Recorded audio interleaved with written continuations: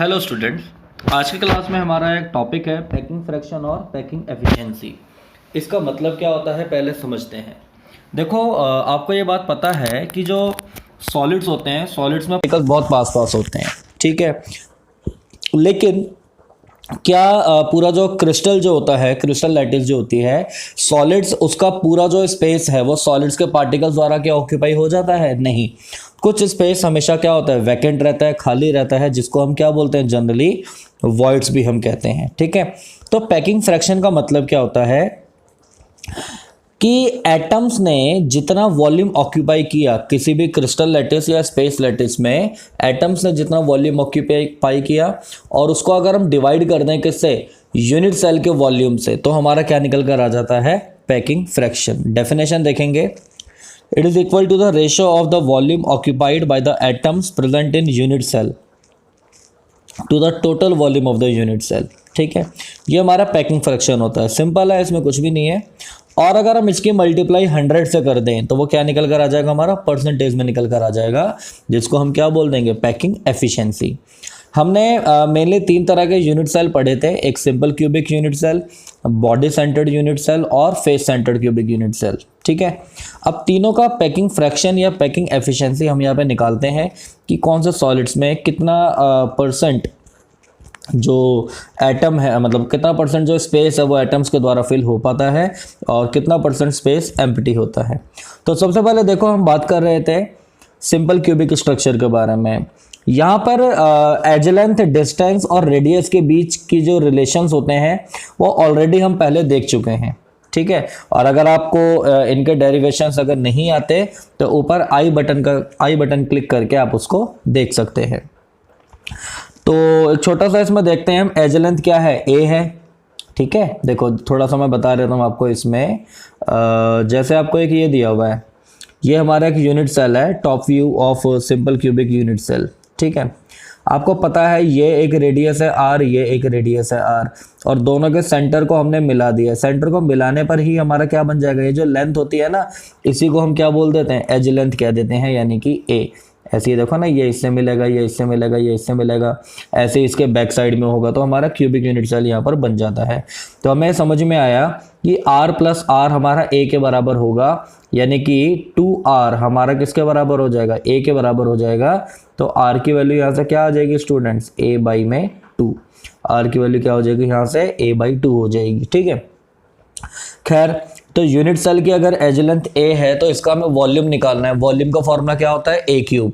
ए हमारा 2r के equal था, तो ए क्यूब इक्वल टू क्या कर देंगे हम? 2r क्यूब इक्वल टू क्या हो जाएगा? 8r क्यूब हो जाएगा। तो यूनिट सेल का वॉल्यूम तो इतना हो गया। अब आप जानते हो कि एक एटम का वॉल्यूम, एटम तो स्फेरिकल होता है, उसका वॉल्यूम क्या होता है? 4/3 पाई आर क्यूब, है ना। और एक सिंपल क्यूबिक यूनिट सेल में टोटल एटम्स कितने होते हैं? 1/8 इंटू 8। ये हमें पहले से आता है करना। कितने होते हैं? 1। तो एक एटम का जो वॉल्यूम है, एक स्फीयर का जो वॉल्यूम है, वो कितना हो जाएगा? 1 इंटू 4/3 पाई आर क्यूब, यानी कि इतना ही आ जाएगा, 4/3 पाई आर क्यूब आ जाएगा, ठीक है। पैकिंग फ्रैक्शन का हम फॉर्मूला लगाएंगे, volume of atoms present in unit cell, जो हमारा कितना निकल कर आया था? 4/3 pi r cube, divided by हम क्या कर देंगे? Total volume of unit cell. तो देखो जो हमारा कितना निकल कर आया था? ए क्यूब के बराबर था, मतलब जो हमारा आया था यहाँ पर 8r क्यूब आया था, ठीक है ना। डिवाइड कर देंगे, सॉल्व कर देंगे, वैल्यू यहाँ पर आ जाएगी हमारी 5/6। इसको जब सॉल्व करा तो आ गया हमारा 0.524। परसेंटेज में निकालने के लिए पैकिंग एफिशिएंसी जब हम निकालेंगे 100 से मल्टीप्लाई कर देंगे तो ये आ जाएगा हमारा स्टूडेंट्स कितना? 52.4%। इससे क्या बात समझ में आएगी कि 52.4% जो स्पेस है यूनिट सेल का वो ऑक्यूपाइड होता है एटम्स के द्वारा, और कितना स्पेस हमारा एम्प्टी होता है, खाली होता है? 47.6%, ठीक है। तो इसकी पैकिंग एफिशिएंसी कितनी हो जाएगी? 52.4%, जो कम एफिशिएंट है, ठीक। इसके बाद आएगा हमारा, देखो, बॉडी सेंटर्ड क्यूबिक। अब बॉडी सेंटर्ड क्यूबिक के बारे में हम देखेंगे। इसका भी डेरिवेशन हम पहले कर चुके हैं, मैं आपको पूरा डेरिवेशन इसमें नहीं समझा रहा हूं, आप पहले से उसको जानते हैं। हमारा एक रिलेशन यहाँ पर आ गया था, 4r इक्वल टू कितना था? a√3। तो यहाँ से हमें बस a की वैल्यू देखनी है, जो हमारी कितने निकल कर आ गई? 4r/√3, ठीक है। तो मेनली हमको एज लेंथ देखनी है a।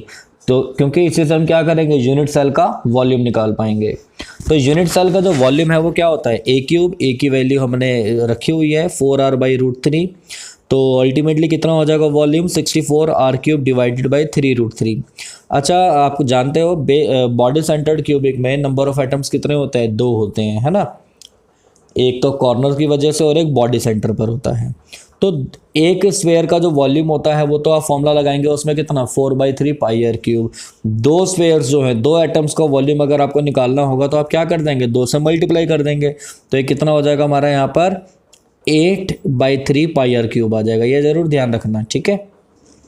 अब पैकिंग फ्रैक्शन का हम फॉर्मूला यहाँ पर लगा देंगे, जो क्या कहता है, volume of atom present in unit cell, यानी ए क्यूब आपने रखना है जो वैल्यू दे रखी है, divided by total volume of unit cell, ठीक है। Total volume of unit cell यहाँ पर रख देंगे। सॉरी मैं गलत बोल गया, ऊपर आपने क्या लिखना है कि एटम्स का जो वॉल्यूम होता है डिवाइडेड बाई क्या कर देंगे आप, यूनिट सेल का वॉल्यूम रख देंगे।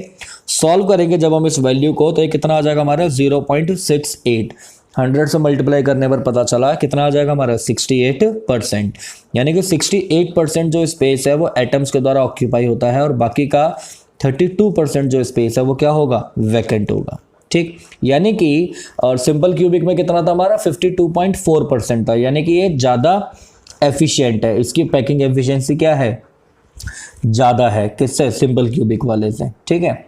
नेक्स्ट आएगा हमारा एफसीसी में। याद करो एफसीसी को हम एचसीपी और सीसीबी भी कह सकते हैं, ठीक है। हमने इनका जब डेरिवेशन किया था, फॉर्मूला हमने देखा था इसका, तो हमें क्या समझ में आया कि एज लेंथ जो है ए किसके बराबर आ रही थी, 2r/√2। रैशनलाइज कर देंगे तो दूसरी वैल्यू भी आ जाएगी जो पहले डेरिवेशन में आपकी आ रही थी। तो ए आपका इतना आ जाएगा, यूनिट सेल का वॉल्यूम क्या हो जाएगा हमारा ए क्यूब। यहाँ पर देखो कुछ बच्चों को कन्फ्यूज़न हो रही होगी, एक बार ज़रा क्लियर कर दें। देखो ये हमारा था 2r/√2, रैशनलाइज करो अगर √2, यहाँ पर भी क्या आ जाएगा √2 कितना होता है 2 से हमारा ये कट जाएगा, ठीक है। इस वाले 2 से ऊपर वाला 2 हमारा कट जाएगा, तो ये कितना आ जाएगा हमारा √2r आ जाएगा। यही आपकी वैल्यूज इसमें आ रही होंगी, ठीक है। चलो ए क्यूब हम रख देंगे, तो सॉल्व कर आके कितना आ जाएगा हमारा 16r³/√2, ठीक। तो एटम्स जो हैं यूनिट सेल में, इसमें कितने एटम्स प्रेजेंट होते हैं बताओ जरा, 4। फेस सेंटर्ड में कितने होते थे, 4 होते थे, है ना भाई। एक तो होता था कॉर्नर पर और कंट्रीब्यूशन करके जो हम निकालते थे, और 3 एटम्स हमारे कहाँ पर आते थे, फेस सेंटर पर आते थे। तो टोटल 4 एटम्स हैं, तो 4 एटम्स का ही हम वॉल्यूम भी निकालेंगे। 4 इंटू क्या कर देंगे हम, 4/3πr³ कर देंगे, तो आ जाएगा हमारा कितना 16πr³/3। बस अब फॉर्मूला लगा देंगे हम पैकिंग फ्रैक्शन का, जो निकल कर आएगा कितना 0.74। इसको हम परसेंटेज में अगर निकालेंगे तो 100 से इसकी मल्टीप्लाई कर देंगे, यानी कि 74% स्पेस ऑक्यूपाइड बाय एटम्स और 26% स्पेस क्या है, एम्प्टी है। इन तीनों में हमने देखा कि सबसे ज़्यादा जो एटम्स के द्वारा जो स्पेस ऑक्यूपाई हो रहा है वो किस में होता है, फेस सेंटर्ड क्यूबिक में होता है ना। यानी कि फेस सेंटर्ड क्यूबिक हमारा क्या होगा, ज़्यादा एफिशिएंट होता है। तो डिक्रीजिंग ऑर्डर इसका आप याद रख लेंगे, ठीक। नेक्स्ट एक टॉपिक आएगा स्टूडेंट्स हमारा डेंसिटी। देखो जो सॉलिड्स होते हैं हम जानते हैं अच्छे से कि एटम्स क्या होते हैं, इसमें क्लोजली पैक्ड होते हैं, ठीक है। एटम्स यूनिट सेल की फॉर्म में होते हैं, मतलब एटम्स मिलकर क्या करते हैं, यूनिट सेल बनाते हैं। तो इस यूनिट सेल का कुछ ना कुछ क्या होता है, मास भी होता है और कुछ ना कुछ उसकी डेंसिटी, कुछ ना कुछ उसका वॉल्यूम भी होता है। तो जरूर उसकी डेंसिटी भी होगी, क्योंकि डेंसिटी का फॉर्मूला क्या होता है हमारा, मास अपॉन में वॉल्यूम, ठीक है। तो डेंसिटी से एक न्यूमेरिकल सीबीएसई बोर्ड में, जो आपके 12th के जो बोर्ड के एग्जाम्स होते हैं उनमें ज़रूर आता है, ठीक है। और ज़्यादातर यही चांसेस होते हैं कि ये 3 नंबर का आता है, तो इसलिए आप इसको बहुत अच्छे से समझ लें, ठीक है। पहले इसका फॉर्मूला ही समझ लें, न्यूमेरिकल तो इसके आसान होते हैं। तो देखो एज लेंथ जो है, मान लो यूनिट सेल की कितनी है, A पिकोमीटर है।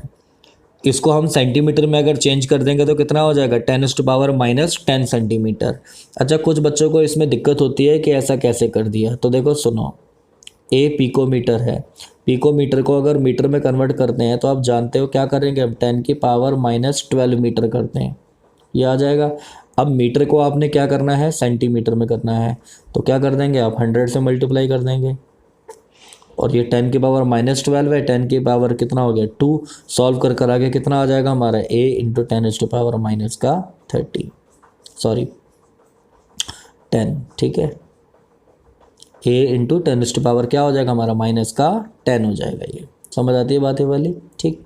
अच्छा आप इसमें पता है एक बात ध्यान रखें ज़रूर कि ये जो है ना एज लेंथ, जब भी आप न्यूमेरिकल्स करो कोशिश करो कि आप उसको सेंटीमीटर में कन्वर्ट कर दें। किस में कन्वर्ट करें उसको? सेंटीमीटर में ही। अगर देखो पिकोमीटर में दी हुई है तब तो डायरेक्ट आप ऐसे ही फॉर्मूला लगा देंगे जैसा आपको दिया हुआ है, लास्ट में भी बताऊंगा मैं। नहीं है तो आप उसको इसके अकॉर्डिंग एज लेंथ के अकॉर्डिंग नीचे वैल्यूज़ आप पुट कर देंगे, ठीक है। तो अगर एज लेंथ हमारी a है तो वॉल्यूम क्या हो जाएगा a³ यानी a³ इंटू 10⁻⁻30 सेंटीमीटर क्यूब हो जाएगी। यूनिट सेल का जो मास है वो किसके इक्वल होगा? Number of atoms in unit cell. भाई यूनिट सेल में एटम्स कितने हैं वो इनटू क्या कर देंगे? Mass of 1 atom. तो नंबर ऑफ एटम्स जो होते हैं उनको हम z से डिनोट करते हैं। जो बॉडी सेंटर्ड के लिए 2 होता है ना, सिंपल क्यूबिक के लिए 1 होता है और फेस सेंटर्ड के लिए 4 होगी z की वैल्यू। और एक एटम का मास हमने कितना रख दिया है यहाँ पर? m। Atomic mass capital M है, एवोगैड्रो नंबर हमारा n है, तो हम समझ आ जाएगा हमें अच्छे से कि एक एटम का मास क्या हो जाएगा? m/n, ठीक है, यानी atomic mass divided bye Avogadro number. Mole concept में पढ़ा था ना हमने फॉर्मूला ये। तो यूनिट सेल का मास अभी अभी हमने पढ़ा z इंटू m होता है, m की वैल्यू हम पुट कर देंगे तो इतना आ जाएगा। अब डेंसिटी का सीधे सीधा फॉर्मूला लगा दो, यूनिट सेल का mass divided by unit cell का वॉल्यूम। तो सॉल्व कर कर आके हमारा ये फॉर्मूला आ जाएगा। आप इसको ध्यान से देख लें, फॉर्मूला क्या लिखा हुआ है हमारा ये z into m divided by n यानी Avogadro number into a³ into 10⁻⁻30 ग्राम पर सेंटीमीटर क्यूब। डेंसिटी आप हमेशा ग्राम पर सेंटीमीटर क्यूब में निकालेंगे, ठीक है। एक छोटा सा एग्जांपल हम इसका देख लेते हैं क्या होता है इसमें। Chromium has mono atomic body centred cubic structure, ठीक है। बॉडी सेंटर्ड क्यूबिक स्ट्रक्चर से क्या समझ में आएगा आपको? z दिया हुआ है 2, एज लेंथ इसकी दी हुई है कितनी? 300 पिकोमीटर। अच्छा 300 पिकोमीटर अगर दी हुई है तो डायरेक्ट हम इसको सेंटीमीटर में जब कन्वर्ट करेंगे तो क्या कर देंगे? 10⁻⁻10 से मल्टीप्लाई कर देंगे। डेंसिटी इसने पूछी है, मास आपको दिया हुआ है, तो डायरेक्ट फॉर्मूला लगाएंगे तो देखो आंसर हमारा आ गया कितना? 6.3952 ग्राम पर सेंटीमीटर क्यूब, ठीक है। तो आपको समझ में आ गया होगा अच्छे से। अब देखो नेक्स्ट टॉपिक है हमारा इम्परफेक्शंस और डिफेक्ट्स इन सॉलिड्स। हम ये बात अच्छे से जानते हैं कि सॉलिड्स में पार्टिकल्स एक रेगुलर अरेंजमेंट में पैक्ड होते हैं, एक उनका एक मैनर होता है, ठीक है। लेकिन कई बार क्या होता है कि जो सॉलिड्स में जो पार्टिकल्स अरेंज होते हैं ना, कई बार उनमें भी एबनॉर्मलिटीज़ आ जाती हैं, उनके अरेंजमेंट में भी कई बार क्या हो जाता है? डिस्टर्बेंस आ जाती है, इम्परफेक्शंस आ जाते हैं, ये डिफेक्ट उनके अंदर आ जाते हैं। कई बार एटम्स क्या हो जाते हैं? एक्स्ट्रा हो जाते हैं, कई बार एटम्स क्या हो जाते हैं? कम हो जाते हैं, ठीक है। इसी को हम बोलते हैं इम्परफेक्शंस और डिफेक्ट्स इन सॉलिड्स, ठीक। तो डेफिनेशन देखो, एनी डिपार्चर और irregularity of constituent particles from perfectly ordered arrangement in A crystal is called imperfection और डिफेक्ट। मतलब जो परफेक्टली ऑर्डर्ड अरेंजमेंट है जो एटम्स का किसी भी क्रिस्टल में, अगर उसमें कोई इरेगुलरिटी या डिपार्चर अगर आ जाए तो उसको हम क्या बोल देंगे? डिफेक्ट कह देंगे। ध्यान से समझेंगे। डिफेक्ट्स होते हैं 2 तरह के, एक होते हैं हमारे पॉइंट डिफेक्ट और एक होते हैं हमारे लाइन डिफेक्ट। नाम से समझ में आ रहा है, पॉइंट डिफेक्ट में तो क्या होगा कि एटम्स जो हैं पर्टिकुलर एक पॉइंट पर उनमें कुछ ना कुछ डिस्टर्बेंस होगी, या तो वहाँ पर क्या होगा? एटम एक्स्ट्रा होगा, या वहाँ पर एटम क्या होगा? कम होगा। जबकि लाइन डिफेक्ट में क्या होगा? इरेगुलरिटी और डेविएशंस जो है वो पूरी एंटायर रो में, लेटेस्ट पॉइंट की जो पूरी रो है वो उसमें आ जाएंगे, ठीक है। यहाँ पर हमें पॉइंट डिफेक्ट्स के बारे में बात करनी है, ठीक। तो देखो पॉइंट डिफेक्ट्स भी 3 तरह के होते हैं, स्टीशियोमेट्रिक डिफेक्ट, इम्प्योरिटी डिफेक्ट और नॉन स्टीशियोमेट्रिक डिफेक्ट। स्टीशियोमेट्रिक डिफेक्ट्स क्या होते हैं? ये ऐसे डिफेक्ट होते हैं जिसमें डिफेक्ट तो होता है सॉलिड्स के पार्टिकल्स में, मतलब सॉलिड्स में, लेकिन इससे उस सॉलिड्स के फॉर्मूले पर कोई फ़र्क नहीं पड़ता। मीन्स जो कैटायंस और एनायंस का जो रेशियो है वो उसमें फिक्स रहता है, ठीक है। मतलब अगर एक कैटायन अगर कम होगा तो एक एनायन भी क्या हो जाएगा? कम हो जाएगा, ठीक। या अपनी वो पोजीशन चेंज करेंगे जस्ट। तो देखो, these are the point defect that do not disturb the stoichiometry of the solid. The ratio of cations and anions remain same as represented by molecular formula. They are also called intrinsic और thermodynamic defects. इनको हम क्या बोलते हैं? Intrinsic या thermodynamic defects भी कहते हैं। दो तरह के होते हैं ये, एक होंगे हमारे वैकेंसी डिफेक्ट और एक होंगे हमारे कौन से? Interstitial defect. एक होंगे हमारे वैकेंसी डिफेक्ट और एक होंगे हमारे इंटरस्टिशियल डिफेक्ट। तो पहले देखो हम बात करेंगे वैकेंसी डिफेक्ट के बारे में, ठीक है। वैकेंसी डिफेक्ट क्या होता है? नाम से समझ में आ रहा है, वैकेंसी, वैकेंसी मतलब खाली जगह, ठीक है ना। तो when some of lattice sites are vacant the crystal is said to have vacancy defect. यानी कि जब अगर कोई वैकेंसी क्रिएट होती है या कुछ लैटिस साइट अगर वैकेंट होती है तो उसको हम क्या बोल देंगे कि वैकेंसी डिफेक्ट हुआ है, ठीक है। इससे क्या हो जाएगा? सब्सटेंस की डेंसिटी, सॉलिड्स की जो डेंसिटी है वो डिक्रीज हो जाएगी, क्योंकि मास तो क्या हो रहा है इसमें? डिक्रीज हो रहा है, लेकिन वॉल्यूम क्या है? कांस्टेंट है। मास डिक्रीज होने की वजह से डेंसिटी भी डिक्रीज हो जाएगी। अभी डिटेल में आगे हम समझेंगे इसको। जैसे अगर आपको डायग्राम दिया हुआ, देखो ये वैकेंसी डिफेक्ट वाला, इसमें आपको क्या दिया हुआ है कि इसको देखेंगे आप जरा, ये ब्लैक में जो आपको एटम्स दिए हुए हैं, स्फेयर्स दिए हुए हैं, ये आपके एटम्स हैं। और जो वाइट में जो आपको दिए हुए हैं, यहाँ से एटम्स हट गए, जगह खाली बच गई, वैकेंसी क्रिएट हो गई। अब एक बात बताओ, जब एटम्स यहाँ से हट गए तो मास कम हो जाएगा, और मास कम होने से डेंसिटी भी क्या हो जाएगी? कम हो जाएगी। दूसरा होता है हमारा इंटरस्टिशियल डिफेक्ट। इंटरस्टिशियल डिफेक्ट में क्या होगा? जैसे ये वाला डायग्राम आप देखें, ये वाइट में जो लगे हुए हैं ये एटम्स हैं, ठीक है। अब इनमें से क्या हुआ कि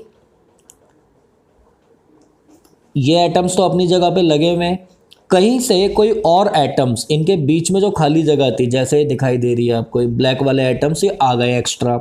तो एक्स्ट्रा एटम्स क्या हो रहे हैं? बीच में इंटरस्टिशियल साइड्स पर आ रहे हैं। इस तरह के डिफेक्ट को हम क्या बोलेंगे? इंटरस्टिशियल डिफेक्ट, ठीक है। इससे होगा क्या? क्योंकि नए एटम्स आ रहे हैं, इसलिए डेंसिटी क्या होगी? इसमें इंक्रीज होगी। डेंसिटी क्या हो जाएगी? इन सॉलिड्स की इंक्रीज होती है, ठीक। वैकेंसी और इंटरस्टिशियल डिफेक्ट्स जो होते हैं वो नॉन आयनिक सॉलिड्स ही शो कर पाते हैं, ठीक है। आयनिक कंपाउंड्स जो होते हैं वो ये सिंपल वैकेंसी और सिंपल इंटरस्टिशियल डिफेक्ट शो नहीं करेंगे। आयनिक सॉलिड्स जो होते हैं वो स्पेशल टाइप के डिफेक्ट शो करते हैं, जिनको हम बोल देते हैं क्या? एक होते हैं हमारे फ्रैंकल डिफेक्ट और एक होता है हमारा Schottky defect. Frenkel defect और शॉर्ट के डिफेक्ट। तो क्या होगा इनमें? This defects do not change the stoichiometry of ionic solid, पता है हमें ये। Thus cation anion ratio remain same, ठीक है ना। मतलब इन्हें स्टीशियोमेट्री चेंज नहीं करेंगे, ये तो हमने शुरू में ही पढ़ लिया था। A vacancy caused by one ion is accompanied by the vacancy of the oppositely charged ions। देखो फ्रैंकल डिफेक्ट में क्या होता है? This defect is shown by ionic solids। The smaller ion यानी कि जो कैटाइन जो होता है, हम जानते हैं ना कैटाइन ऑलवेज क्या होता है? स्मॉलर होता है अपने पेरेंट एटम से, और एनायन क्या होता है? लार्जर होता है अपने पेरेंट एटम से, ठीक है। तो इसमें जो कैटाइन होता है वो डिसलोकेट हो जाता है अपनी नॉर्मल साइड से, और कहाँ चला जाता है? इंटरस्टिशियल साइड पर चला जाता है। ध्यान से समझें, मतलब एटम्स जो हैं अपनी लैटिस साइड में थे, ठीक है, नॉर्मल यही होता है। लेकिन फ्रैंकल डिफेक्ट में क्या हो जाएगा? वो अपनी नॉर्मल साइड से हटकर निकलकर क्या करेंगे? कहीं इंटरस्टिशियल साइड पे चले जाएंगे। तो इससे हुआ क्या? जहाँ पर वो पहले थे वहाँ पर तो उन्होंने वैकेंसी क्रिएट कर दी, और जब नई जगह पे चले गए, इंटरस्टिशियल साइड पे चले गए, वहाँ पर उन्होंने क्या कर दिया? एटम्स की संख्या बढ़ा दी। मतलब इसमें देखो दोनों डिफेक्ट हो रहे हैं। वैकेंसी डिफेक्ट तो आ ही गया इसके अंदर, और साथ साथ इंटरस्टिशियल डिफेक्ट भी आ गया इसके अंदर। तो हम क्या बोलेंगे कि जो फ्रैंकल डिफेक्ट होता है it is a combination of vacancy defect as well as interstitial defect, ठीक है। दोनों का क्या होता है? ये कॉम्बिनेशन होता है। It creates a vacancy defect at its original site and an interstitial defect at its new location. Frankel defect is a combination of vacancy defect as well as interstitial defect. It is also called dislocation defect. क्यों? क्योंकि particles क्या है? अपनी जगह से dislocate हुआ है। Since no ion is missing from the crystal, it does not change the density of solid। याद रखेंगे इसमें, जैसे देखो डायग्राम है ये फ्रैंकल डिफेक्ट का, आपको दिखाई दे रहा होगा। इसमें जो वाइट कलर के ये जो स्फेयर्स बने हुए हैं, ये तो सारे क्या हो गए? एटम्स हो गए। अब मान लो ये यहाँ से कोई एक स्पेयर निकल के वो कहाँ चला गया, इधर चला गया, तो इस जगह पर तो क्या हो गया, वैकेंसी क्रिएट हो गई, यानी वैकेंसी डिफेक्ट आ गया, और यहाँ पर ये एक्स्ट्रा एटम आ गया, यानी कि इंटरस्टिशियल डिफेक्ट हो गया। अच्छा मुझे एक बात बताओ, क्या इसमें कोई डेंसिटी पर फर्क पड़ेगा क्या? नहीं। क्यों? क्योंकि जो एटम यहाँ से हटा है वही तो इधर आ गया है, मतलब ना तो इसमें एटम कोई ऐड हुआ है, ना ही इसमें एटम कोई कम हुआ है, तो इस वजह से इसकी डेंसिटी पर कोई फर्क नहीं पड़ेगा। ठीक है, since no ion is missing from the crystal it does not change the density of solid. Frenkel defect is shown by ionic substance which have low coordination number. याद रखेंगे, फ्रेंकल डिफेक्ट वो शो करते हैं ionic substance जिनका coordination number low होगा, ठीक है, या लार्ज डिफरेंस होगा कैटायन और एनायन के साइज में। एग्जांपल इसके याद रखेंगे, zinc sulphide, silver chloride, silver bromide और सिल्वर आयोडाइड। नेक्स्ट आएगा हमारा शॉटकी डिफेक्ट। शॉटकी डिफेक्ट में क्या होगा, इक्वल नंबर ऑफ एनायंस और cations are missing from their lattice site. ठीक है, लैटिस साइट से इक्वल नंबर ऑफ कैटायन और एनायन क्या होंगे, अपनी जगह से हट जाएंगे। जैसे देखो आपको इसमें डायग्राम में दिख रहा होगा, ये वाइट कलर के जो स्फीयर्स हैं ये सारे एटम्स हैं, इनमें से एक क्या हो गया, जैसे आपको यहाँ पर दिख रहा है, यहाँ से एक गायब हो गया, ए पॉजिटिव था, और यहाँ से कौन गायब हो गया, बी नेगेटिव गायब हो गया। यानी कि अगर एक कैटायन हटा है तो उसके साथ साथ एक एनायन भी गायब हो गया। तो इन दोनों का जो रेशो है कैटायन और एनायन का टोटल जो है वो तो सेम रहेगा, वो तो कांस्टेंट रहेगा, उसमें कोई चेंज नहीं आएगा। इलेक्ट्रिकल न्यूट्रलिटी पर भी कोई फर्क नहीं पड़ेगा, क्योंकि जितने कैटायन हटे हैं उतने ही क्या हटे हैं, एनायन हटे हैं। डेंसिटी पर बिल्कुल फर्क पड़ेगा, क्योंकि दो एटम्स कम हो गए हैं इसमें, है ना, कम होकर बिल्कुल अलग होगा, कहीं ना कहीं चले गए वो, तो डेंसिटी क्या हो जाएगी इनकी, डिक्रीज। ठीक है, एक बार पढ़ लेते हैं जल्दी से। In an ionic solid of the type A positive B negative equal number of cations and anions are missing, it is called Schottky defect. It is basically vacancy defect in ionic solid. याद रखेंगे, जो Schottky defect है एक तरह का vacancy defect है, जबकि जो फ्रेंकल डिफेक्ट है वो कॉम्बिनेशन है किस किस का, एक वैकेंसी डिफेक्ट का और इंटरस्टिशियल डिफेक्ट का। इनमें डिफरेंस पूछे जाते हैं बहुत। डेंसिटी पर क्या इफेक्ट होगा, like simple vacancy defect, Schottky defect also decreases the density of substance. ठीक है, क्योंकि आयंस डिक्रीज हो रहे हैं। Schottky defect is shown by the ionic substance which have high coordination number and in which the cations and anions are almost similar size. ठीक है, उसमें क्या था, वो कौन शो करते थे, जिनका कोऑर्डिनेशन नंबर लो होता है, और ये कौन शो करेंगे, जिनका कोऑर्डिनेशन नंबर हाई होता है। ठीक है, एग्जांपल है NaCl, KCl, CaCl और AgBr। याद रखेंगे AgBr जो है वो दोनों शो करता है, शॉटकी डिफेक्ट भी और फ्रेंकल डिफेक्ट भी, तो एग्जांपल याद करने में आपको आसानी रहेगी। नेक्स्ट हमारा डिफेक्ट होता है इम्प्योरिटी डिफेक्ट। तो देखो इम्प्योरिटी डिफेक्ट में क्या होगा स्टूडेंट्स, सपोज हमारे पास क्या है, एक सोडियम क्लोराइड का क्या है, क्रिस्टल है। ठीक है, NaCl आपको दिखाई दे रहा होगा इसमें। अगर हम क्या करेंगे, इस सोडियम क्लोराइड को स्ट्रोंशियम क्लोराइड के साथ क्रिस्टलाइज करते हैं, इसकी रिएक्शन अगर हम कराते हैं या हीट करते हैं उसके साथ, तो पता हम क्या देखेंगे कि कुछ जो सोडियम आयंस हैं वो रिप्लेस हो जाते हैं किससे, स्ट्रोंशियम आयन से। देखो समझते हैं इसको, सोडियम के ऊपर क्या होता है, +1 चार्ज होता है, जबकि स्ट्रोंशियम के ऊपर कितना चार्ज होता है, +2 चार्ज होता है तो दोनों प्लस के कैटायन है ना।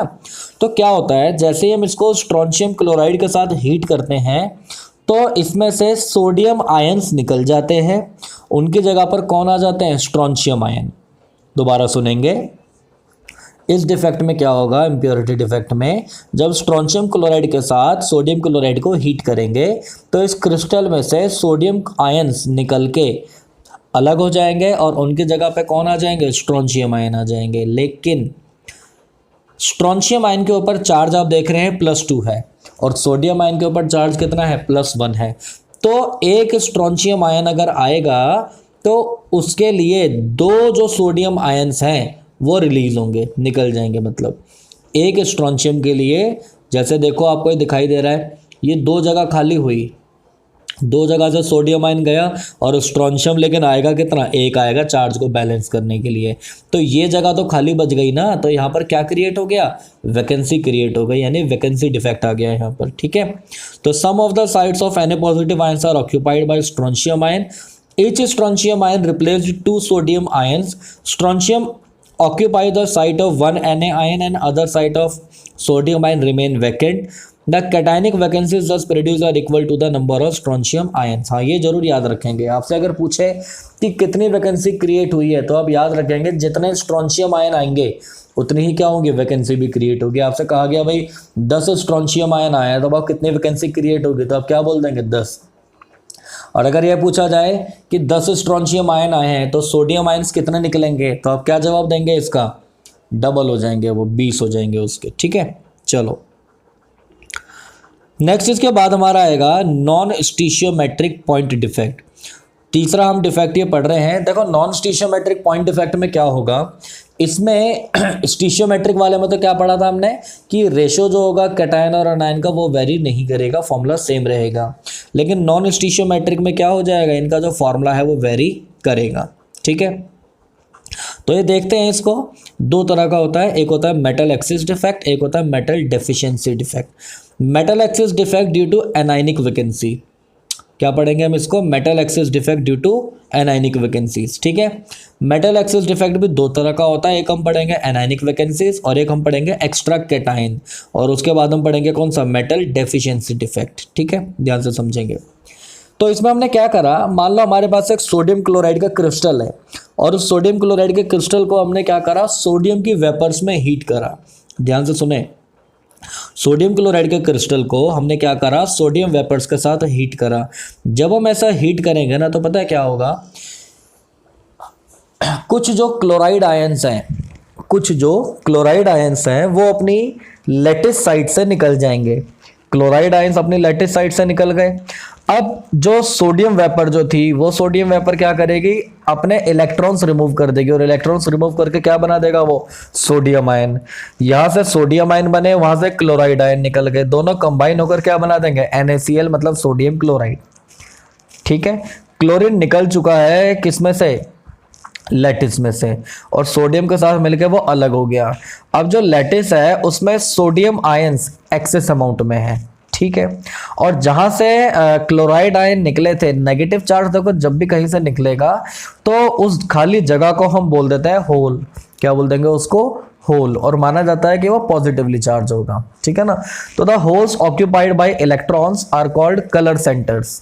ठीक, मतलब ये जो क्लोराइड आयंस जो निकलेंगे उन क्लोराइड आयंस पर पता है क्या हो जाएगा, ये जो सोडियम ने जो इलेक्ट्रॉन्स निकाले थे वो इलेक्ट्रॉन्स उन क्लोराइड की जगह पे चले जाएंगे और उनको हम बोल देते हैं कलर सेंटर्स। क्या बोल देंगे उनको, कलर सेंटर्स। ठीक है, अलग अलग जो क्रिस्टल्स होते हैं उनके क्या होते हैं, अलग अलग कलर होते हैं और वो इन्हीं की वजह से होते हैं। जैसे excess sodium in sodium chloride, excess potassium in potassium chloride and excess lithium in lithium chloride makes the crystals yellow, violet and pink respectively. The color is due to the excitation of electrons by absorbing the visible light. Electrons का excitation होगा, energy जब वो absorb करेंगे तो वो colors कुछ transit करते हैं। Due to the presence of unpaired electrons, such solids are paramagnetic. ठीक है, क्योंकि ये unpaired electrons हैं तो ये solids क्या होते हैं, हमारे paramagnetic भी होते हैं। नेक्स्ट इसके बाद आएगा हमारा metal excess defect due to the presence of extra cations at interstitial site. तो देखो इसमें क्या होगा, हम क्या करते हैं कि जिंक ऑक्साइड जो होता है वो वाइट होता है रूम टेम्परेचर पर, जब हम इसको हीट करेंगे तो वो येलो हो जाता है। अब हीट करने पर होगा क्या, जिंक ऑक्साइड को हीट करने पर वो क्या करता है, वो टूट जाता है। ठीक है, डिसोसिएट होगा और क्या बना देगा, Zn2 पॉजिटिव ऑक्सीजन और इलेक्ट्रॉन्स। देखेंगे when ZnO is heated it loses oxygen reversibly. The excess Zn2 positive ions are accommodated in interstitial site. जो Zn2 पॉजिटिव आयन बनेंगे वो इंटरस्टिशियल साइट पर चले जाएंगे। इलेक्ट्रॉन्स जो होंगे neighbourhood of zinc 2 positive ions keep the crystal electrically neutral, और वो भी इलेक्ट्रॉन्स भी क्या हो जाएंगे, हमारे इंटरस्टिशियल साइट पर आ जाएंगे, क्योंकि जितने कैटायन है Zn2 पॉजिटिव है ना, और इलेक्ट्रॉन्स कितने निकल रहे हैं, 2 निकल रहे हैं, तो इलेक्ट्रिकली क्या होता है, न्यूट्रलिटी यहाँ पर मेंटेन रहती है। Electrical conductivity and yellow colour of hot ZnO is explained by the extra electrons trapped. Now there is an excess of zinc in the crystal and its formula becomes Zn1 plus XO. Electrons trapped in anion vacancies are referred to as F centers. ठीक है, हम यहाँ पर यह देखेंगे कि crystal में जो एक्सिस जो जिंक आयन जो आ गया है, ठीक है, उसका फॉर्मूला क्या हो जाता है, Zn1+xO। और जो इलेक्ट्रॉन्स यहाँ पर आ गए हैं, यहाँ पर जो दिखाई दे रहा होगा उसको हम क्या बोल देंगे, F सेंटर कह देंगे। ठीक, F का मतलब क्या होता है, कलर, जर्मन में। नेक्स्ट आएगा हमारा मेटल डेफिशिएंसी डिफेक्ट। अब देखो मेटल डेफिशिएंसी डिफेक्ट में क्या होगा, there are many solids which are difficult to prepare in stoichiometric composition and contain less amount of the metal as compared to stoichiometric proportion. A typical example of this type is FeO, which is mostly found with a composition of Fe0.95 और O। कई सारे ऐसे crystals होते हैं जिसमें जो ions जो होते हैं वो दो दो वैलेंसी शो करते हैं। जैसे Fe है वो Fe2 पॉजिटिव की फॉर्म में भी मिलता है और Fe3 पॉजिटिव की फॉर्म में भी मिलता है। ठीक है, तो इसका जो सॉलिड जो बनता है ना, उसका फॉर्मूला कुछ ये होता है, Fe0.95O। इसी तरह से निकल को भी अगर हम देखें, उसमें भी हम देखते हैं वो भी दो हमें फॉर्म में मिलता है, एक तो निकल 2 पॉजिटिव और एक 3 पॉजिटिव। ठीक है, तो देखो आपको इसमें जैसे आयरन के बारे में दे रखा है, इट में actually range from Fe0.93O to 0.96O। ठीक, in crystals of FeO some Fe2 positive cations are missing and loss of positive charge is made up by the presence of required number of Fe3 positive ions। इसमें charge कैसे balance होगा, मान लो Fe2 positive ions जो हैं वो कितने हैं, 3 हैं। Fe2 पॉजिटिव आयंस कितने हैं, 3, तो टोटल चार्ज कितना हो जाएगा हमारा, 6 पॉजिटिव हो जाएगा। तो जो Fe3 पॉजिटिव हैं वो अपने आप कितने हो जाएंगे इसमें, 2, ताकि इन दोनों का टोटल जो चार्ज हो जाए कितना हो जाए, 6 पॉजिटिव हो जाए। ठीक, नेक्स्ट इसके बाद हमारा टॉपिक है इलेक्ट्रिकल प्रॉपर्टीज। अब देखो क्या होता है, हमने मटेरियल्स को मेनली 3 पार्ट्स में डिवाइड किया हुआ है। एक होते हैं हमारे क्या, कंडक्टर्स, एक होते हैं हमारे इंसुलेटर्स और एक होते हैं हमारे सेमीकंडक्टर्स। कंडक्टर्स, इंसुलेटर्स और सेमीकंडक्टर्स। अब 3 पार्ट्स में अगर हमने इन्हें डिवाइड किया हुआ है तो कैसे कैसे डिवाइड किया हुआ है ध्यान से समझते हैं। कंडक्टर्स जो होते हैं उनकी कंडक्टिविटी की जो रेंज होती है सबसे ज़्यादा होती है 10⁴ से 10⁷ पर ओम पर मीटर, या हम ये कह लें कि इनकी रेजिस्टिविटी सबसे कम होती है। एग्जांपल्स आपको दिए हुए हैं। इंसुलेटर्स वो होते हैं जिनकी कंडक्टिविटी बहुत कम होती है, सबसे कम होती है, या रेजिस्टिविटी सबसे हाई होती है। ठीक है, ये कंडक्टिविटी की रेंज इनकी 10⁻⁻20 से 10⁻⁻10 पर ओम पर मीटर तक होती है। ठीक है, इनमें आप जितनी मर्जी कोशिश कर लें कभी भी करंट इनके अंदर फ्लो नहीं करवा सकते। जैसे वुड, रबड़, प्लास्टिक, ग्लास, इनमें आप कभी करंट फ्लो नहीं करवा पाएंगे। तीसरे होते हैं सेमीकंडक्टर्स।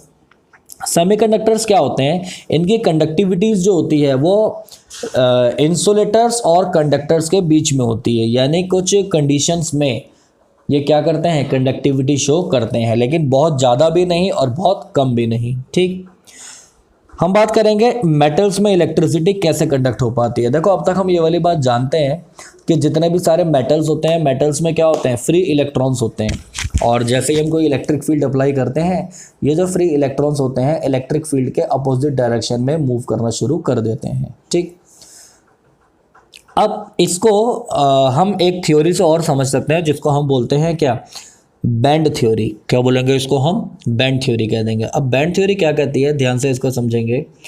बैंड थ्योरी के अकॉर्डिंग एटॉमिक ऑर्बिटल्स जो होते हैं मेटल एटम्स के, वो एनर्जी में बहुत क्लोज होते हैं। ये ओवरलैप होते हैं और क्या बनाते हैं, मॉलिक्यूलर ऑर्बिटल बनाते हैं जो एनर्जी में बहुत पास पास होते हैं। इन मॉलिक्यूलर ऑर्बिटल्स के सेट को हम क्या बोलते हैं, बैंड। 2 तरह के बैंड होते हैं, एक होते हैं वैलेंस बैंड और एक होते हैं कंडक्शन बैंड। वैलेंस बैंड क्या होता है, the band formed from atomic orbitals of lower energy is called valence bond. याद रखेंगे, लोअर एनर्जी के जो एटॉमिक ऑर्बिटल्स होते हैं उनको हम क्या बोलेंगे, वैलेंस बैंड। इनमें इलेक्ट्रॉन्स होते हैं, वैलेंस इलेक्ट्रॉन्स होते हैं और उनकी एनर्जी कम होती है। जबकि कंडक्शन बैंड क्या होता है, ये एम्प्टी होते हैं या पार्शियली फिल्ड एटॉमिक ऑर्बिटल्स के होते हैं और इनकी हायर एनर्जी होती है। वेरिएशन जो होती है इलेक्ट्रिकल कंडक्टिविटी सॉलिड्स में, इनके एनर्जी डिफरेंस की वजह से होती है, वैलेंस बैंड और कंडक्शन बैंड में। जैसे देखो हम सीधा यहीं समझते हैं इसको। अब यहाँ पर देखें मेटल्स में नीचे जो है हमारे हैं वैलेंस बैंड, ऊपर क्या है हमारा कंडक्शन बैंड। मेटल्स में वैलेंस बैंड और कंडक्शन बैंड के बीच में बिल्कुल भी गैप नहीं होता, इवन इनमें ओवरलैपिंग हो रही होती है। उस ओवरलैपिंग की वजह से इलेक्ट्रॉन्स यहाँ से ईजिली इधर जा सकता है। मीन्स वैलेंस बैंड, ज़रा से भी एनर्जी अगर मिलती है तो इलेक्ट्रॉन्स क्या होंगे, वैलेंस बैंड से कंडक्शन बैंड की तरफ जंप कर सकते हैं इजीली। तो अल्टीमेटली इलेक्ट्रिसिटी बहुत ज़्यादा इनके अंदर फ्लो हो पाती है। जबकि जो इंसुलेटर्स है, आपको देखो दिख रहा है, इसमें गैप बहुत ज़्यादा होता है। वैलेंस बैंड और कंडक्शन बैंड के बीच में गैप बहुत ज़्यादा होता है, तो इलेक्ट्रॉन्स क्या है, यहाँ से जंप नहीं कर पाते, इतनी एनर्जी उनको नहीं मिल पाएगी। जबकि जो सेमीकंडक्टर्स हैं उनके बीच में देखो गैप बहुत कम है। इनको अगर हम ज़्यादा अगर एनर्जी दे दें तो इलेक्ट्रॉन्स क्या हो पाएंगे, ईजिली जंप कर पाएंगे। इसलिए ये इलेक्ट्रिसिटी बहुत ज़्यादा कंडक्ट करते हैं, ये बिल्कुल भी नहीं करते, और ये थोड़ी बहुत कर देते हैं इलेक्ट्रिसिटी कंडक्ट। समझ आ गई बात यहाँ तक आपको? ठीक। अब ये सारा आप एक बार पढ़ लेंगे इसको तो समझ में आ जाएगा अच्छे से, यहाँ वाला टॉपिक ही है, वीडियो को पॉज करके। ठीक, यहाँ पर आपको टेम्परेचर का इफेक्ट बताना है। हम जानते हैं टेम्परेचर बढ़ाने से मेटल्स जो है उनकी कंडक्टिविटी कम होती है, मीन्स रेजिस्टेंस बढ़ता है। देखने में आपको ऐसा लग रहा होगा कि टेम्परेचर बढ़ाने से कंडक्टिविटी बढ़नी चाहिए, लेकिन ऐसा नहीं होता, कंडक्टिविटी डिक्रीज होती है मेटल्स की। क्यों होता है? अगर आप इसका आंसर जानते हैं तो कमेंट सेक्शन में मुझे ज़रूर बताएं। ठीक, नेक्स्ट है conduction of electricity in insulators. Insulators तो पता ही है हमें, इलेक्ट्रिसिटी कंडक्ट नहीं होती।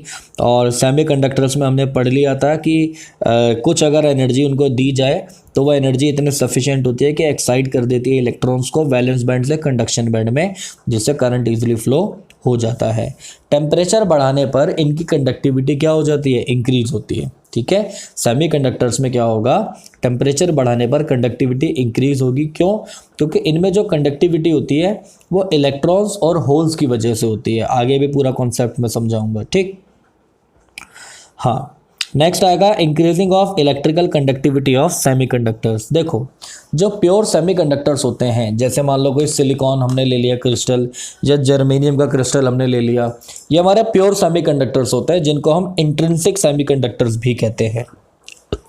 प्योर सेमीकंडक्टर्स या इंट्रिंसिक सेमीकंडक्टर्स कहते हैं। इनकी जो कंडक्टिविटी होती है ना, बहुत कम होती है। तो अगर हम इनकी कंडक्टिविटी को बढ़ाना चाहते हैं, इनकी कंडक्टिविटी को बढ़ाने का हमारे पास एक तरीका होता है जिसको हम बोलेंगे डोपिंग। कैसे इनकी कंडक्टिविटी बढ़ाई जाएगी? डोपिंग से। अब डोपिंग क्या होता है? डोपिंग एक सिंपल तरीके से आप समझ लीजिए कि कोई एक ग्रुप का एलिमेंट है, उस एलिमेंट के साथ किसी दूसरे ग्रुप के एलिमेंट को मेल्ट करके मिक्स कर देना, या किसी भी तरीके से उसको क्या कर देना, मिक्स कर देना। इसी को हम क्या बोल देते हैं? डोपिंग कह देते हैं। ठीक है, अब इसी डोपिंग से दो तरह के सेमीकंडक्टर्स हमारे बनते हैं, एक एन टाइप का और एक पी टाइप का सेमीकंडक्टर। तो देखो समझते हैं इसको डिटेल में, क्या होता है एन टाइप सेमीकंडक्टर और क्या होता है हमारा पी टाइप सेमीकंडक्टर। ठीक, देखेंगे। सिलिकॉन जो है हम सब जानते हैं 1 2 3 4। सिलिकॉन में क्या होते हैं स्टूडेंट्स? वैलेंस इलेक्ट्रॉन्स 4 होते हैं। ठीक, 14 ग्रुप में आता है। अगला होता है 15 ग्रुप। 15 ग्रुप में मान लो कौन है? फॉस्फोरस है। और फॉस्फोरस के वैलेंस इलेक्ट्रॉन्स कितने होते हैं? 5 होते हैं। फॉस्फोरस के वैलेंस इलेक्ट्रॉन्स कितने होते हैं? 5। ठीक है, तो हम क्या करते हैं, इस 15 ग्रुप के एलिमेंट को इस 14 ग्रुप के एलिमेंट्स के साथ डोप कर देते हैं, डोपिंग कर देते हैं। तो इनके ये जो 4 इलेक्ट्रॉन्स हैं, ये इसके साथ बॉन्डिंग बना लेगा, शेयरिंग कर लेगा, ये इसके साथ कर लेगा, ये इसके साथ कर लेगा, ये इसके साथ कर लेगा। ठीक है, लेकिन ये देखो एक जो इलेक्ट्रॉन है ये क्या हो गया? बचा हुआ रह गया। ऐसे और भी बहुत सारे फॉस्फोरस के एटम्स होंगे जो सिलिकॉन के साथ जब उनकी हम डोपिंग करेंगे, बहुत सारे ऐसे होंगे जिनके फ्री इलेक्ट्रॉन्स होंगे। यही फ्री इलेक्ट्रॉन्स स्टूडेंट्स रिस्पॉन्सिबल होते हैं किसके लिए? कंडक्टिविटी के लिए। इलेक्ट्रॉन्स एक्स्ट्रा आ गए इसके अंदर, है ना, फ्री इलेक्ट्रॉन्स एक्स्ट्रा आ गए, जिससे कंडक्टिविटी क्या हो जाती है? बढ़ जाती है। ठीक, क्योंकि इलेक्ट्रॉन्स इसके अंदर एक्स्ट्रा है और इलेक्ट्रॉन्स के ऊपर क्या होता है? नेगेटिव चार्ज होता है। तो नेगेटिव का हम ले लेते हैं n, और इसलिए इसको हम क्या बोल देते हैं, एन टाइप सेमीकंडक्टर्स। क्या बोल देंगे इनको हम, एन टाइप सेमीकंडक्टर्स कह देंगे। ठीक है, एक बार इसको आप पढ़ लेंगे, वीडियो को पॉज करके समझ में आ जाएगा। नेक्स्ट हमारा आएगा पी टाइप सेमीकंडक्टर्स। उसको हम एन टाइप वालों को याद रखेंगे, इलेक्ट्रॉन रिच कहते हैं, इलेक्ट्रॉन रिच इम्प्योरिटीज। जबकि पी टाइप में क्या होगा, इलेक्ट्रॉन डेफिशिएंट प्रॉपर्टीज इम्प्योरिटीज होती हैं ये। ठीक है, अब पी टाइप सेमीकंडक्टर में क्या होगा, इसको भी ध्यान से समझेंगे। वही अगेन सिलिकॉन है हमारा, 4 क्या होते हैं उसके वैलेंस इलेक्ट्रॉन्स होते हैं, एक मिनट, सिलिकॉन के वैलेंस इलेक्ट्रॉन कितने होते हैं, 4। ठीक, अब इसके साथ हम क्या करते हैं, कोई 13 ग्रुप वाला एलिमेंट, मान लो जैसे एल्यूमिनियम है, एल्यूमिनियम हमारा 13 ग्रुप का एलिमेंट होता है। इसके पास कितने इलेक्ट्रॉन्स होते हैं स्टूडेंट्स, 3 इलेक्ट्रॉन्स होते हैं। अब इन 3 इलेक्ट्रॉन्स में से क्या होगा, ये सिलिकॉन के पास तो 4 इलेक्ट्रॉन्स हैं, तो ये 3 इलेक्ट्रॉन्स इसके जो हैं इसके साथ बॉन्ड बना लेते हैं। ठीक है, अब 3 इलेक्ट्रॉन्स ने जैसे इसके साथ एक बॉन्ड बना लिया, एक इलेक्ट्रॉन इसका क्या है यहाँ पर बचा हुआ है ना, सिलिकॉन का एक इलेक्ट्रॉन क्या है यहाँ पर बचा हुआ है। तो ये जो बॉन्ड यहाँ पर, अच्छा यहाँ पर इलेक्ट्रॉन नहीं है, एल्यूमिनियम के पास क्या है, इलेक्ट्रॉन नहीं है। तो क्या होता है पूरे क्रिस्टल्स में, ये पी टाइप सेमीकंडक्टर का जो क्रिस्टल है ये, इसमें क्या होगा, कोई दूसरा जो एटम होगा वो क्या करेगा, अपने इलेक्ट्रॉन्स इधर दे देगा। अपने इलेक्ट्रॉन्स जब इधर देगा तो इससे इन दोनों के बीच में क्या हो जाएगा, बॉन्ड एक बन जाएगा। लेकिन अब उसकी जगह पर क्या हो गया, वहां पर एक खाली जगह क्रिएट हो गई, मतलब दूसरा जो सिलिकॉन है वहां पर क्या हो गया, खाली जगह क्रिएट हो गई। इस खाली जगह को हम क्या बोलते हैं, होल कहते हैं। क्या बोल देंगे इसको, होल। इसको फिल करने के लिए दूसरा जो कोई सिलिकॉन एटम होगा वो अपने इलेक्ट्रॉन इधर डोनेट करेगा, तो वहां पर एक होल क्रिएट हो जाएगा। मतलब पूरा टाइम यही चलता रहता है कि इलेक्ट्रॉन जो होगा जहां खाली जगह है वो उस तरफ मूव करना शुरू कर देता है। ठीक, तो यहां पर हम देखेंगे कि इलेक्ट्रॉन्स की संख्या तो क्या है, कम है, इलेक्ट्रॉन्स तो कम है ना, यहाँ पर पूरे 4 थे ही नहीं, होल यहाँ पर ज्यादा होते हैं। और होल को हम क्या बोलते हैं, सीट ऑफ इलेक्ट्रॉन कहते हैं, क्योंकि इलेक्ट्रॉन नेगेटिव चार्ज होता है तो होल को हम क्या मानेंगे, पॉजिटिव चार्ज मानेंगे। ठीक है, तो क्योंकि यहाँ पर होल्स मूव कर रहे हैं मींस पॉजिटिव चार्ज मूव कर रहा है, और इसी की वजह से कुछ कंडक्टिविटी यहाँ पर बनती है जिसको हम क्या बोल देंगे, इसलिए हम इसको क्या बोलते हैं, पी टाइप सेमीकंडक्टर्स कहते हैं। पी का मतलब क्या हो जाएगा, पॉजिटिव। ठीक, इसको भी एक बार आप पढ़ लेंगे कि किस तरह से इलेक्ट्रॉन्स जंप होते हैं इसमें। एप्लीकेशंस आपको दिए हुए हैं एन टाइप सेमीकंडक्टर्स और पी टाइप सेमीकंडक्टर्स के। हम इनको सोलर सेल्स में, फोटोवोल्टिक सेल्स में, एटीएम मशीन, कई सारी जगहों पर इनको यूज किया जाता है। ठीक, नेक्स्ट आएगा हमारा मैग्नेटिक प्रॉपर्टीज। मैग्नेटिक प्रॉपर्टीज में देखो क्या होगा कि ये जो एटम्स होते हैं, हम जानते हैं एक बात अच्छे से कि एटम्स में इलेक्ट्रॉन्स का 2 तरह का मोशन होता है। ठीक है, एक तो होता है इनका ऑर्बिटल मोशन, जैसे मान लो अगर ये एक ऑर्बिट है या ऑर्बिटल है, इलेक्ट्रॉन्स क्या होते हैं इसमें रिवॉल्व करेंगे इस तरह से। एक होता है इनका स्पिन मोशन, या तो वो क्लॉकवाइज मूव करते हैं या एंटी क्लॉकवाइज मूव करते हैं। तो 2 तरह का मोशन होता है ना इलेक्ट्रॉन का। हम एक बात जानते हैं अच्छे से, अगर इलेक्ट्रॉन रिवॉल्व करते हैं, इलेक्ट्रॉन अगर रिवॉल्व करेंगे तो इलेक्ट्रॉन के अपोजिट किसकी डायरेक्शन होती है, करंट की, मतलब करंट भी रिवॉल्व करेगा। और हमने ये बात पहले पढ़ी हुई है कि जो मूविंग करंट होता है, मूविंग चार्ज जो होता है, वो मैग्नेटिज्म प्रोड्यूस करता है, यानी कुछ ना कुछ मैग्नेटिक करैक्टर वो प्रोड्यूस करेगा। तो जितने भी इलेक्ट्रॉन्स होते हैं एटम्स के अंदर वो लगातार मूव करते रहते हैं, और मूव करते हुए वो कुछ मैग्नेटिक प्रॉपर्टीज़ क्या करते हैं, शो करते हैं। यही जो मैग्नेटिक प्रॉपर्टीज़ वो शो ये करते हैं, इसी को हम बोल देते हैं मैग्नेटिक मोमेंट। क्या बोलेंगे उसको, मैग्नेटिक मोमेंट कह देंगे। ठीक, हम ये मानते हैं कि ईच इलेक्ट्रॉन का परमानेंट स्पिन होता है और ऑर्बिटल मैग्नेटिक मोमेंट होता है, और इसकी जो मैग्नीट्यूड जो होता है उसको कितनी वैल्यू होती है, 9.27 इंटू 10⁻⁻24 एम्पियर मीटर स्क्वायर, और उसकी यूनिट क्या होती है, बोर मैग्नेटॉन। ठीक, हमने मैग्नेटिक प्रॉपर्टीज़ के बेसिस पर इनको सब्सटेंसेस को 5 कैटेगरीज में डिवाइड किया हुआ है, paramagnetic, diamagnetic, ferromagnetic, anti ferromagnetic और फेरीमैग्नेटिक। एक एक करके जल्दी से इनको देखते हैं। ठीक है, पैरामैग्नेटिज्म। पैरामैग्नेटिज्म में क्या होता है, paramagnetic substance are weakly attracted by magnetic field, they are magnetise in magnetic field in the same direction. याद रखेंगे ऐसे मटेरियल्स होते हैं, सब्सटेंस होते हैं, अगर हम इनको मैग्नेटिक फील्ड में रखते हैं, जैसे हमारी मैग्नेटिक फील्ड की क्या डायरेक्शन होती है, नॉर्थ टू साउथ होती है, ठीक है, इसकी डायरेक्शन क्या होती है हमारी, नॉर्थ टू साउथ होती है। एक मिनट,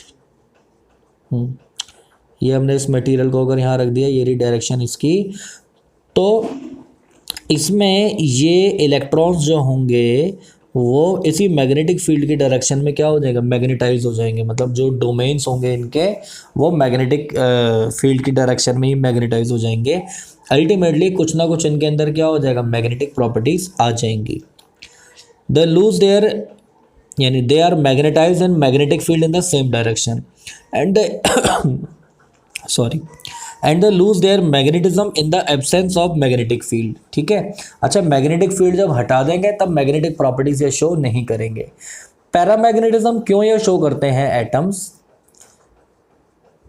क्योंकि इनके पास क्या होते हैं, अनपेड इलेक्ट्रॉन्स होते हैं। हम एक बात जानते हैं, हमने पहले से पढ़ा हुआ है, जब भी कभी आ जाए कि ये पैरामैग्नेटिक बिहेवियर शो करता है या नहीं करता, आपको पता है एक ही रीज़न हमें बताना होता है, due to the presence of unpaired electrons. ठीक है, इनके पास क्योंकि अनपेड इलेक्ट्रॉन्स होते हैं इसलिए ये पैरामैग्नेटिज्म या मैग्नेटिक कैरेक्टर शो करते हैं। एग्जाम्पल्स याद रखेंगे, Cu2 positive, Fe3 positive, Cr3 positive, O2, ये इसके एग्जाम्पल्स हैं।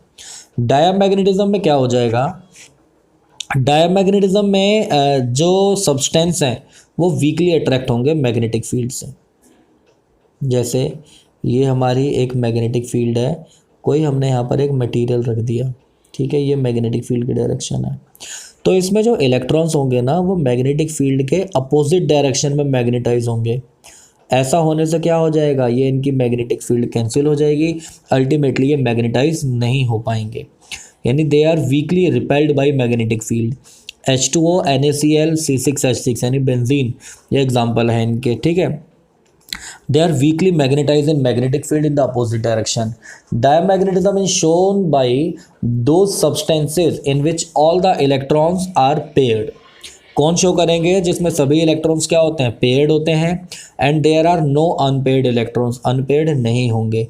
पेयरिंग होने से क्या होगा, उनके मैग्नेटिक मोमेंट कैंसिल आउट हो जाएंगे। जैसे देखो आपको यहाँ डायग्राम में दिख रहा होगा, इधर ये दिख रहा है ना हमें, डायमैग्नेटिक में ये क्या है, सारे ये अपोजिटली इस तरह से मूव कर रहे होते हैं कि कैंसिल आउट हो जाएंगे। ये हमारा होता है पैरामैग्नेटिक का। ठीक, नेक्स्ट होता है हमारा फेरोमैग्नेटिज्म। फेरोमैग्नेटिज्म आप ये समझ लीजिए कि सबसे ज़्यादा जो मैग्नेटिक कैरेक्टर होता है वो फेरोमैग्नेटिज्म में होता है। इसमें सारे के सारे जो इनके डोमेन्स होते हैं, ये मैग्नेटिक फील्ड में जब रखेंगे इस मटेरियल को, तो वो मैग्नेटिक फील्ड की डायरेक्शन में ही क्या हो जाएंगे, मैग्नेटाइज हो जाएंगे। ठीक, और ये परमानेंटली मैग्नेट भी ये बन सकते हैं। मतलब अगर हम मैग्नेटिक फील्ड हटा देंगे उसके बावजूद भी ये क्या हो जाएंगे, परमानेंटली मैग्नेटाइज हो जाएंगे। Few substance like cobalt, iron, nickel और गैडोलिनियम और इसके अलावा chromium oxide are attracted very strongly by a magnetic field. Such substances are called ferromagnetic substance. Besides strong attractions, these substances can be permanently magnetized. ठीक है, in solid state, the metal ions of ferromagnetic substance are grouped together into small regions called domains. दोबारा सुने, solid state में क्या होता है, metal ions जो होते हैं फेरोमैग्नेटिक सब्सटेंस के, उनको हम ग्रुप कर देते हैं एक साथ स्मॉल रीजन्स में, जिनको हम क्या बोलते हैं, डोमेन्स कहते हैं। ठीक है, डोमेन्स आप यही समझ लें, जो भी हमने देखो इलेक्ट्रॉन्स के बारे में बात करी है, यही हमारे डोमेन्स होते हैं। जैसे यहाँ आप देखें, अगर ये सारे इलेक्ट्रॉन्स आपको दिख रहे हैं ना, इसमें ये एक ही डायरेक्शन में है, तो मैग्नेटिक कैरेक्टर सबसे ज़्यादा इसमें होता है, इनको डोमेन्स हम क्या देते हैं। तो does each domain act as a tiny magnet? In an unmagnetized piece of paramagnetic substance, the domains are randomly oriented and their magnetic moments get cancelled. भाई नॉर्मल कंडीशन में ये मैग्नेटिक फील्ड या character क्यों नहीं show करते, क्योंकि इनके जो डोमेन्स होते हैं वो रैंडमली मूव कर रहे होते हैं, एक दूसरे से कैंसिल आउट कर देते हैं। लेकिन जैसे ही when the substance is placed in magnetic field, all the domains get oriented in the direction of magnetic field and a strong magnetic effect is produced. This ordering of domains persists even when the magnetic field is removed and the ferromagnetic substance becomes paramagnetic. ठीक, next हमारा आएगा anti ferromagnetism. अब anti ferromagnetism क्या हो जाएगा, opposite हो जाएगा ferromagnetism का, है ना। सब्सटेंस होते हैं जैसे MnO हो गया, ये एंटी फेरोमैग्नेटिज्म शो करता है, have domains structure similar to the ferromagnetic substance, लेकिन इनके डोमेन्स क्या होंगे, अपोजिट होंगे, जिसकी वजह से कैंसिल आउट हो जाते हैं। आप देखेंगे जो C वाला जो डायग्राम है वो एंटी फेरोमैग्नेटिक हो जाएगा, ठीक है। तो इसका भी जो मैग्नेटिक कैरेक्टर है वो 0 होता है। इसके अलावा एक आएगा हमारा फेरी मैग्नेटिक सब्सटेंस। अब ये क्या होते हैं, is observed when the magnetic moments of the domains in the substance are aligned in parallel and anti-parallel direction in unequal numbers. They are weakly attracted by the magnetic field as compared to ferromagnetic substance. तो देखो इसमें पता है क्या होता है, फेरी magnetic में आपको ये दिखाई दे रहा होगा, है ना। फेरी मैग्नेटिक में जो इनके डोमेन्स हैं अपोजिट डायरेक्शन में तो हैं, लेकिन ये अनइक्वल में है, अनइक्वल नंबर में है। फेरोमैग्नेटिक में क्या था, इक्वल नंबर में थे, लेकिन इसमें क्या अनइक्वल नंबर में है। यानी अल्टीमेटली इसमें होगा क्या कि देखो कैंसिल आउट तो होंगे ही, लेकिन पूरे कैंसिल आउट नहीं होंगे, थोड़ा सा मैग्नेटिक कैरेक्टर इनके अंदर आएगा, बहुत ज़्यादा नहीं, थोड़ा बहुत इनके अंदर आएगा मैग्नेटिक कैरेक्टर। Fe3O4 और फेराइड्स ये एग्जाम्पल्स हैं किसके, इन सब्सटेंसेस के, फेरी मैग्नेटिज्म के। This substance lose ferrimagnetism on heating and become paramagnetic, ठीक। टेम्परेचर का इफेक्ट क्या होगा, याद रखेंगे कोई भी जो मैग्नेट है अगर उसको हम हीट कर दें, या मैग्नेटिक फील्ड पर क्या इफेक्ट पड़ेगा टेम्परेचर का, अगर हम हीट कर देंगे तो मैग्नेटिक फील्ड कम हो जाएगी। मीन्स अगर हम फेरोमैग्नेटिक सब्सटेंस को भी हीट कर देंगे ना, वो डिक्रीज होकर क्या हो जाएगा, पैरामैग्नेटिक बन जाएगा, या हो सकता है वो डायामैग्नेटिक भी बन जाए, ठीक है ना। तो टेम्परेचर से क्या होगा, मैग्नेटिक कैरेक्टर डिक्रीज हो जाता है, ठीक। तो स्टूडेंट्स ये आपका जो चैप्टर है, चैप्टर नंबर 1 अब पूरी तरह से ख़त्म हो चुका है। आप इसके जो क्वेश्चंस हैं, न्यूमेरिकल्स हैं, इन टेक्स्ट क्वेश्चंस हो गए और एक्सरसाइज के क्वेश्चंस हो गए, आप उनको अच्छी तरीके से कर सकते हैं। और जिन्होंने पीछे की वीडियोस नहीं देखी हुई हैं, जहां हमने बहुत सारी चीज़ें पढ़ी थी, आप उनको दोबारा से देख सकते हैं और ये सारी चीज़ें समझ सकते हैं। नेक्स्ट क्लास में हम नए चैप्टर के साथ जो हमारा है सॉल्यूशंस, उसको शुरू करेंगे। आज के लिए इतना करते हैं बस। Thank you.